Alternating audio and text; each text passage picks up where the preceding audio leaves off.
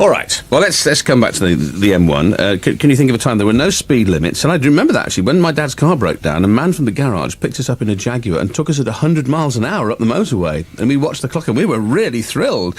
Can't do that now. There was no lighting. There were no crash barriers. And it's just changed beyond recognition. I mean, the volume of traffic is just frightening on the thing now. And the role of the emergency services has changed dramatically too.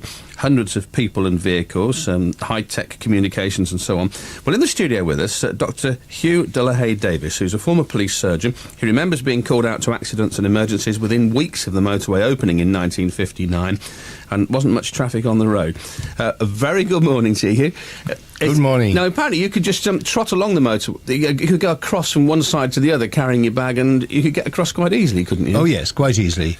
If there was an accident on the northbound and I was on the southbound carriageway, I'd park my car on it wasn't a hard shoulder in those days, it was just a bit of mud.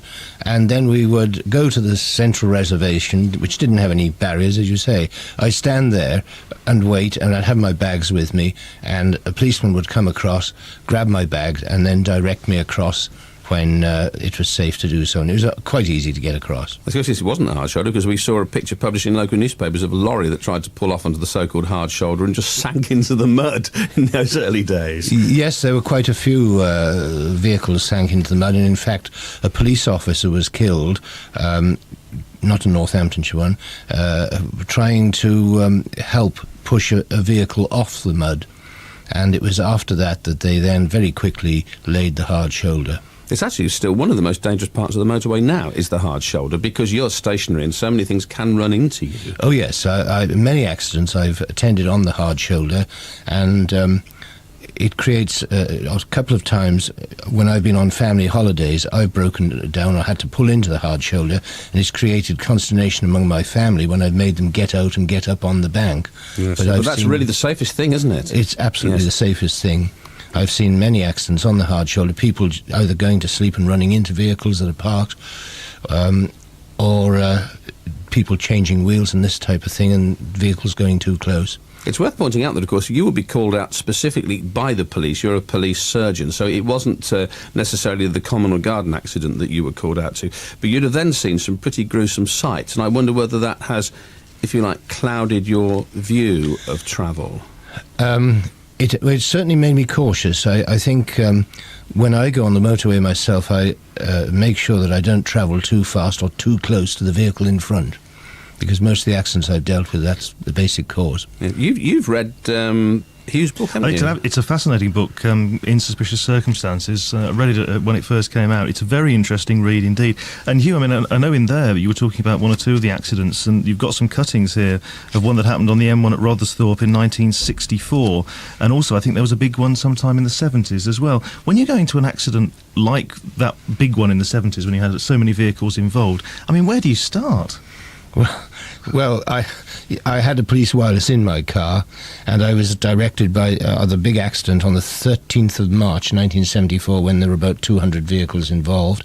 I was directed to go to Crick, and when I got to Crick, I was met by the Chief Inspector Traffic, John Mays, and I went in his car, and by the time I got there, it was all still. The only noises you could hear were people trying to get out, and a few. It was generally very silent. And then I just went with John Mays over the whole course of the accident. We first of all certified the bodies.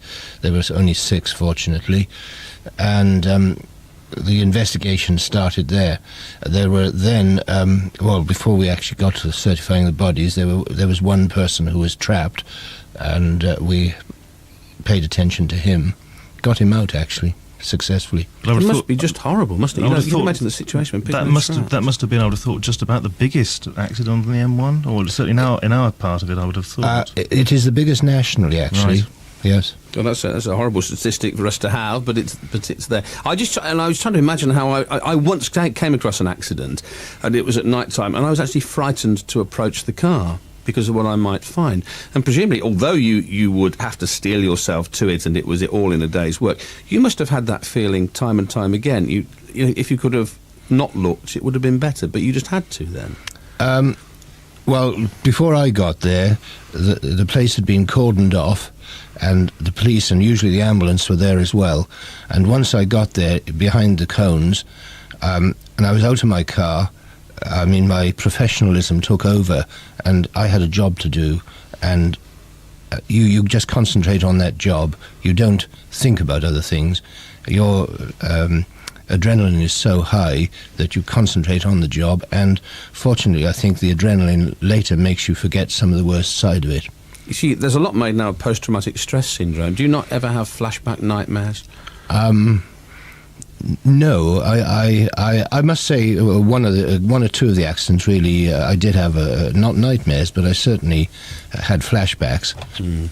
Now it's high tech now, but you apparently used an old army ammunition box to carry your stuff around, didn't you, in the early days? Oh yes, in the early days we didn't have all the high tech that we've got today, and the paramedics and this sort of thing.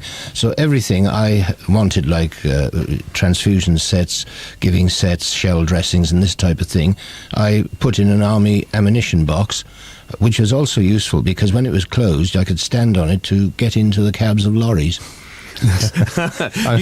You also, I mean, the M1 is what we're mainly talking about, but you were a medical officer at Silverstone when Stirling Moss was racing there. Do you have any awful accidents there you had to be called out to? Oh yes, well I was at the Northampton General Hospital then as a house surgeon, and we used to go out to Silverstone quite regularly, and they were good days out. Yes, we had a couple of nasty accidents, and the accidents in those days were much worse than they are today. The cars weren't so safe, but they were days that really taught me a little bit about emergency surgery, emergency medicine. You must in the end though have saved, I mean this is the positive side of it, none of us like accidents, but you must have saved dozens of lives. There must be an element of pride for that. Not really, because you're only a part of a team. There's everybody is involved, the fire brigade, the ambulance people, and quite frankly I don't know how many lives we saved or how many lives we lost. But you take each accident as it comes. There's talk now that actually, in terms of saving lives in accidents, that we have for many years been doing the wrong thing. I was watching a documentary which said that actually these days people have been trying to warm people up, and that's the worst thing you can do. You should actually keep them cool and so on. If you could go back to any of it now with knowledge that's now around, would you have treated accidents differently? No. Well, I took the view when I went out to the motorway with the old county ambulance that we got them out and got them in quickly before we tried to transfuse them up or anything, because it had been found in the army, in the war, that it was more difficult to transfuse a patient up a second time than getting them in first time and as early as possible. Is your book still available? Oh yes, it's... Well, let's give a mention. It's not why you've come in, we make that quite clear, but Andrew, would you like to do I can indeed, yes. It's In Suspicious Circumstances, Memories of a Northamptonshire Police Surgeon by Hugh DeLahaye Davis. It also talks a lot about your involvement with the Dangerfield television series as well, and yeah, it's available at $7.95. I think it's in the bookshops around the town and the county. I've read it, it's excellent, well worth a read. Well, we hope we can shift a few more copies for you here then on the strength of that. And thank you very much for coming in this morning. Thank you. Fascinating. That's days when the M1 motorway people were taking picnics on the thing. I know, Can you believe it's just frightening, isn't it? No hard shoulder, no crash barrier, no lighting. My goodness, things have changed. But of course, the medical expertise hasn't, and the work of Dr. Hugh DeLahaye Davis remembered there. BBC Northampton. Coming up to 13.